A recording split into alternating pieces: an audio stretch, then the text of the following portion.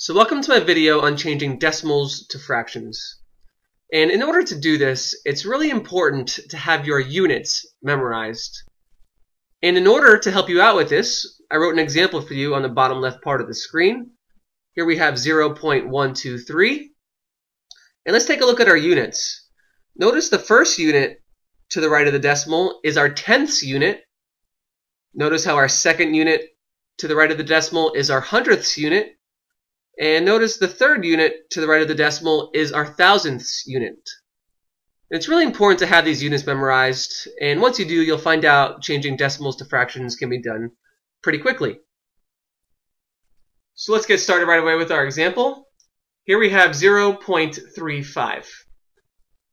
And the important thing to look at is your last unit all the way to the right of the decimal.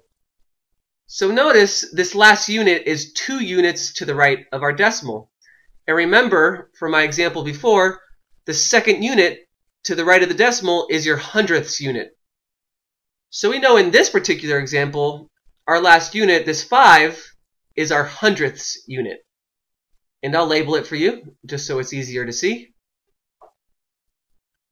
And since our last unit is our hundredths unit, we can make our fraction out of 100. And how many hundredths do I have? We have 35 hundredths. So in my numerator, I'm going to put 35. And once you turn the decimal into a fraction, you always need to simplify or reduce into lowest terms.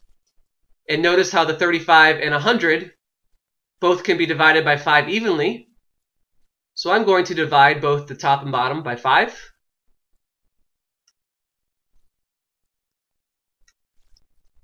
And after we simplify this fraction, in the numerator we have 35 divided by 5, which is just 7.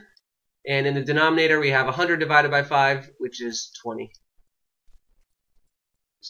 So the decimal 0.35 written as a fraction is 7/20. So here are some more videos with more example problems related to the video you just watched. I really hope you are finding my tutorials helpful. So until my next video, I will see you later.